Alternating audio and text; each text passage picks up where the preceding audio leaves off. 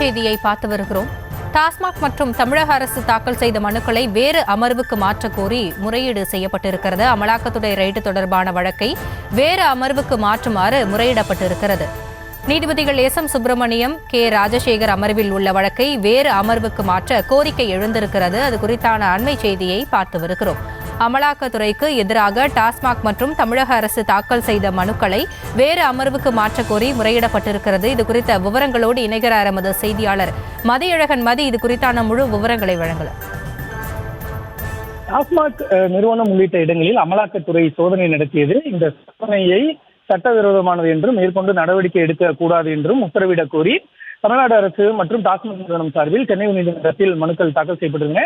இந்த வழக்குகளை முதலாவதாக விசாரித்த நீதிபதிகள் எம்.எஸ். ரமேஷ் மற்றும் என். செந்தில்குமார் அமர்வு இந்த வழக்கில் இருந்து விலகிக் கொள்வதாக அறிவித்தது. இதனைத் தொடர்ந்து இந்த வழக்கானது நீதிபதிகள் எஸ்.எம். சுப்பிரமணியம், கே. ராஜசேகர் அமர்விற்கு மாற்றப்பட்டது. இந்த நிலையில் இந்த வழக்கை அந்த நீதிபதிகள் அமர்வில் இருந்து மாற்ற வேண்டும் என்று மூத்த வழக்கறிஞர் கே.என். விஜயன் தலைமை நீதிபதி கே.ஆர். ஸ்ரீராம் முன்பு சற்று முன்பு முறையிட்டிருக்கிறார். அதாவது இந்த வழக்கை விசாரிக்கக்கூடிய நீதிபதிகளில் ஒருவர் அமைச்சர் செந்தில் பாலாஜியினுடைய வழக்கறிஞராக இருந்து உள்ளதால் இந்த வழக்கினுடைய விசாரணையை வேறு அமர்வுக்கு மாற்ற வேண்டும் என்ற ஒரு கோரிக்கை முன்வைப்பதாகவும், இது தொடர்பாக மாஸ்டர் ஆப் தி ரோஸ்டர், அதாவது யார் எந்த வழக்குகளை விசாரிக்க வேண்டும் என்று முடிவு செய்வதன் அடிப்படையில் இந்த விவகாரத்தில் தலைமை நீதிபதி முடிவெடுக்க வேண்டும் என்றும் அவர் ஒரு கோரிக்கை விடுத்தார். அதற்கு நீதிபதியை பொறுத்தவரை இந்த விவகாரம் தொடர்பாக தாங்கள் எந்த முடிவும் எடுக்க முடியாது.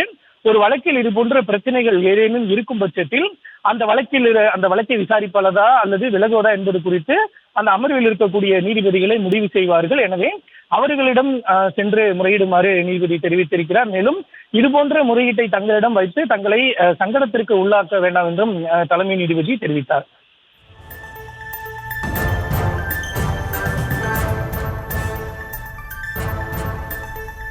விவரங்களுக்கு நன்றி மதியழகன்.